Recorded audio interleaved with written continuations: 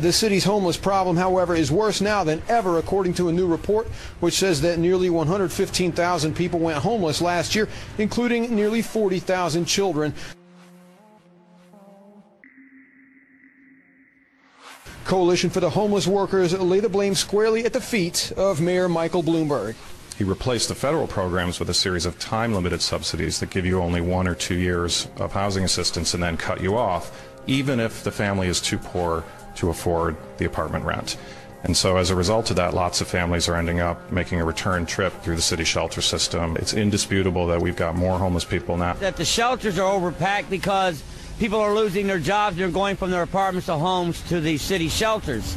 People that don't take the services, they don't know about them. Among the many predictions about this recession, one has consistently proven to be true. Forecasters have said unemployment will continue to rise, and it has.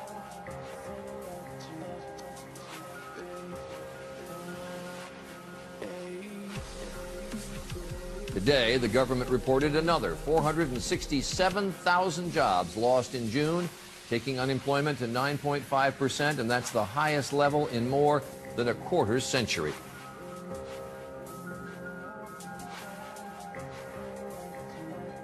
The rising unemployment raises questions about the economic stimulus, which was supposed to create jobs. Since the recession began, 6.5 million Americans have lost their jobs, and the unemployment rate Columbia, has South Carolina, doubled. voted unanimously to ban all homeless people from its downtown business area.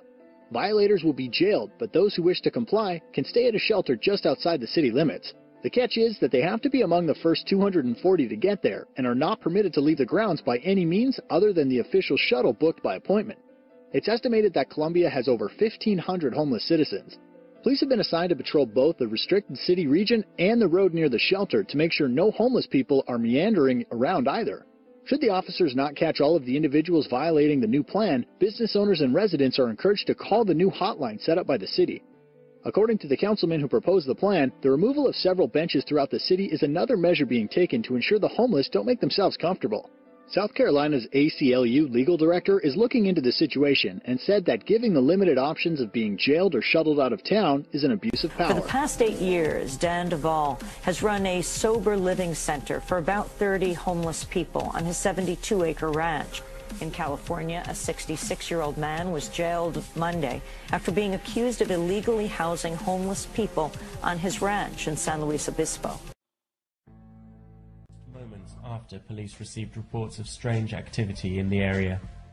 Whilst police have found no evidence to support such claims, they have suggested that there is a strong possibility they are linked to the disappearances. We're talking about a different kind of mystery, though. Disappearances that are not caused by predator attacks or criminals hiding out there in the woods or just bad luck. I've instructed the Commissioner of Parks and Recreation to issue regulations that would ban outdoor feeding in all city parks. He was charged with violating Orlando's new city ordinance that bans feeding homeless people gathered in large groups. Like sleeping on a park bench, eating on sidewalks, or congregating in public spaces, all crimes. This would, in effect, criminalize homelessness. The regulations are so out of control that in cities all across the U.S., you now have to think twice before giving a hungry person anything to eat.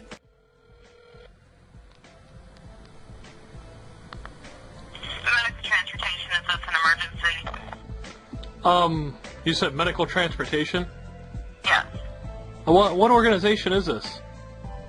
This is an ambulance company. Yeah, because I seen some posting. I seen a posting somewhere about for homeless people. Oh yeah, well, we provide transportation to the shelters in the sub-degree temperatures on the regular basis. United Way does that through 211. Oh, okay.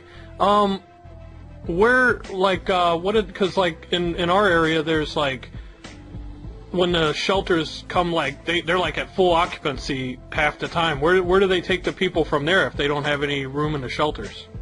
I don't know. You're not sure? I'm not sure. Maybe they transfer to others, but I'm not sure exactly. Huh. So you guys just basically, you just dispatch them and... Huh. They transfer them out. They have someone that coordinates that is not on site here, that are out in the ambulance or in the vehicles that are transporting. Oh, they don't use ambulances to transport them. Then they use other means of transportation. Correct. Huh. And nobody knows where they take the people when shelters are at maximum occupancy, basically.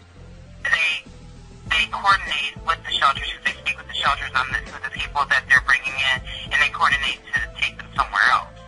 Where it is, I'm not sure of exactly how the exact ins and outs of that works. Okay. Well, hey, thanks so much for your time. Have a good evening. Bye-bye. Out there that has passed legislation that is criminalizing homelessness. City council members in Columbia, South Carolina, recently voted unanimously to give people on the streets the option to relocate or to get arrested. Now, this stems from concerns that Columbia has become a, quote, magnet for homeless people, according to the city's emergency homeless response report. And council members are urging people that this is just a temporary stopgap measure. That's something that Councilman Cameron Runyon told local station WIS-TV about. Take a listen. This is stopgap. This is going to open up a window of opportunity for us to come together as a community to develop the long-term response to this problem. This problem has plagued us for a generation and a half at least.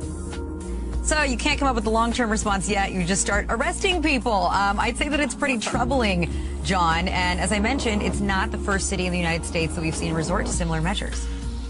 No, there's a few cities that have done this. And, I know they talk about the fact that there's a off-site homeless shelter that they can ship the homeless they arrest to, but one, they have nowhere near the number of beds that equal the Columbia's homeless population, and two, it's police guarded.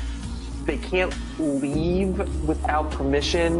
They have to be shuttled to and from on a special shuttle bus. So I'm not sure, is this a shelter or prison for the homeless? But at the same time, a lot of cities, we've talked about several cities that have been doing this, cited in the article. Cities obviously are looking at their downtown business districts, want to bring in people, but at the same time, let's look at addressing the root cause of homelessness, not criminalizing, the fact that someone, just doesn't have a home because they may not have the job, they may not have the money. A lot of other cities are looking at other ways to address homelessness, not, arresting them, shipping them out to someplace in the middle of no place and putting them in a shelter that may or may not be homeless jail. So yeah, well, very interesting. It's not addressing the problem. It's just that mentality of locking people up and throwing away the key and trying to just forget about it and not even have to acknowledge or visually see that this problem exists anymore, which I just think is a horrifying development.